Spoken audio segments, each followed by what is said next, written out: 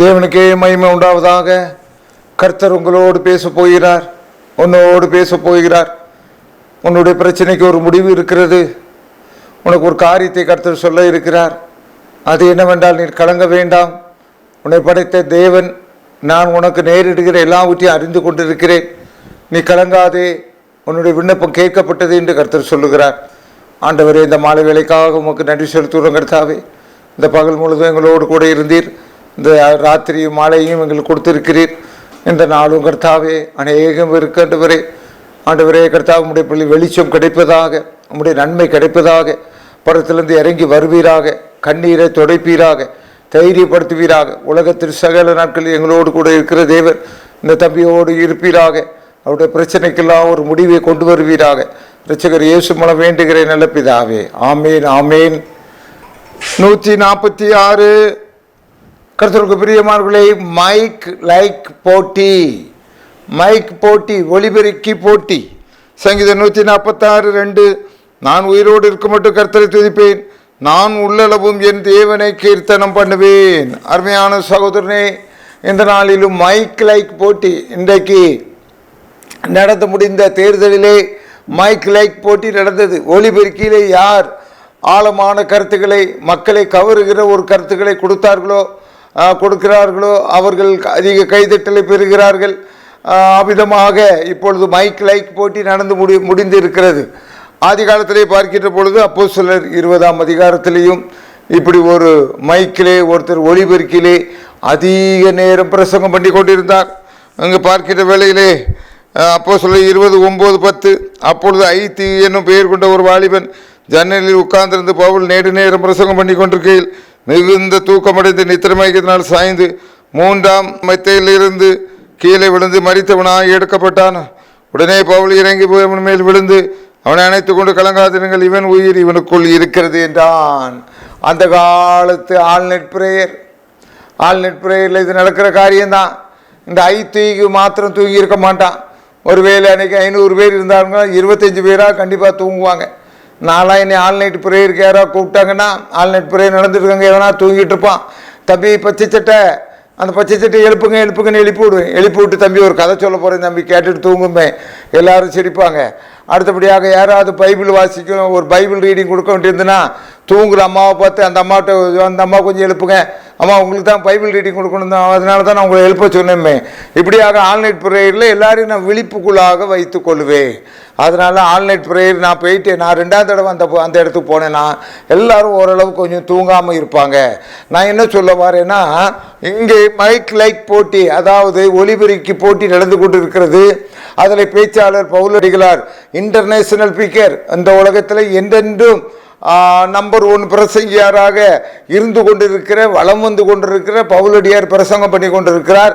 அந்த பிரசங்கத்திலே ஒருவர் மெய் மறந்து எவ்வளோ நேரம் பேசினாரும் தெரியல. அந்த காலத்திலேயே 3ஆவது மாடியில் பிரசங்கம் நடந்திருக்குய்யா, சும்மா லேஸ்பட்ட காரியம் கிடையாதுயா. பவுலடியார் பேசிக்கிட்டு இருக்காரு, எவ்வளோ நேரம் பேசினாரும் தெரியல, ரொம்ப நேரம் ஓவர் எடுத்துட்டார் போல தெரியுது.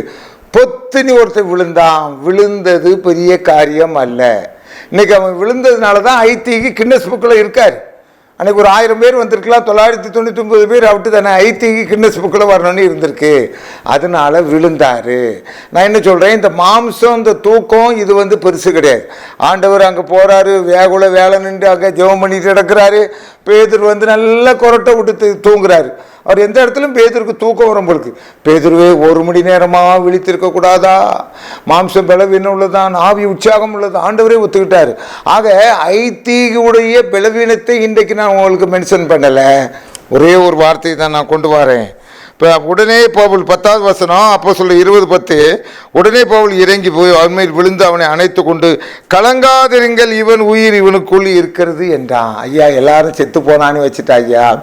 இந்த பிரசங்கம் பண்ணுகிற பவுலடியார் யாரை பிரசங்கம் பண்ணினார் என்றால், கர்த்தராகிய இயேசு கிறிஸ்து உயிரோடு எழுந்த, உயிர் தெழுந்த, நடமாடி கொண்டிருக்க, ஜீவனம் பண்ணி கொண்டிருக்க, நம்மை வாழ வைத்திருக்க இன்டர்நேஷனல் ஒரே தெய்வமாகிய இயேசுவை பிரசங்கம் பண்ணி கொண்டிருந்தது மாத்திரமல்ல, அவர் ஜீவிக்கிறார் என்று சொன்னது மாத்திரமல்ல, இறங்கி வந்து ஐத்தியுவை தூக்கி நிப்பாட்டிட்டாரியா. செத்து போன ஒருத்தனை நிப்பாட்டிட்டாரு. அதை தான் எனக்கு மென்ஷன் பண்ண வாரேன்.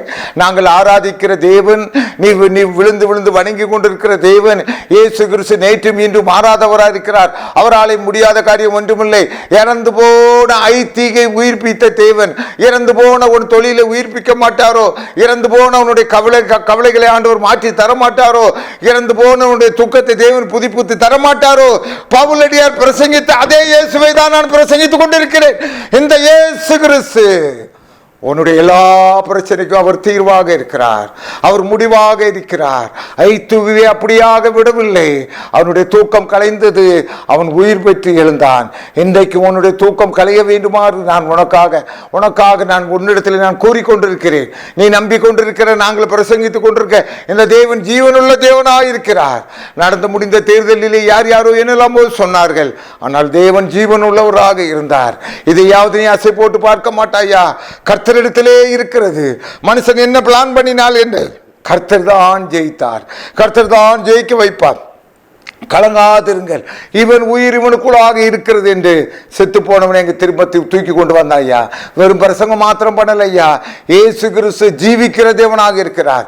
உனக்கு ஒரு வாழ்வு இருக்கிறது, உனக்கு ஒரு அதிசயம் இருக்கிறது. ஜெபசேபோ ஆண்டவரே, இன்றைக்கு பவுலடியார் ஆண்டவரே ஐத்திகை ஆண்டவரை தூக்கி கொண்டு வந்தார் கர்த்தார். உயிரோடு நிப்பாட்டி விட்டார் கர்த்தார். நீர்தான் அவர் கர்த்தாவே. செங்கடலை இரண்டாக பிளந்த இயேசு இன்றைக்கும் ஜீவிக்கிறீர். நீர் மரித்தும் ஜீவிக்கிறீர் ஆண்டவரே. மரித்து போன இவர்களுடைய ஆண்டவரே கர்த்தாவே ஆசைகளை புதுப்பிப்பீராக. மரித்து போன இவருடைய சொத்துக்களுக்கு உயிர் கொடுப்பீராக. மரித்து போன இவருடைய எண்ணங்களை தேவன் உயிர்ப்பிப்பீராக. ஆண்டவரை இழந்து போன இவருடைய எல்லா காரியங்களும் இவர்கள் பெற்றுக்கொள்வார்களாக. ஐத்திகை உயிரோடு கொடுத்த பவுலடியாருக்கு அவனுடைய ஜெபத்தை கேட்டு உயிரோடு கொடுத்த தேவன் அடியனுடைய ஜெபத்தை கேட்டு அநேக குடும்பங்களை உயிர்ப்பிப்பீராக. செத்து போன எண்ணங்களை உயிர்ப்பிப்பீராக. இயேசு என்னோடு நடமாடுகிறார், இயேசு என்னோடு ஜீவிக்கிறார், என் கோரிக்கை ஏற்றுக்கொள்ளப்பட்டது என்று அநேக பேர் ஆனந்த களிப்படைவார்களாக. உம்முடைய வல்லமை இறங்குவதாக, ஒவ்வொரு நெஞ்சத்தை தொடுவதாக. செல்போன் வாயிலாக கேட்டுக்கொண்டிருக்க ஒவ்வொருவரையும் உயிர்ப்பிங்க. நாளைக்கே நல்ல வேலையை கொடுங்க, நாளைக்கே நல்ல அட்மிஷனை கொடுங்க. இயேசு மூலம் வேண்டுகிறேன் நல்ல பிதாவே, ஆமென்.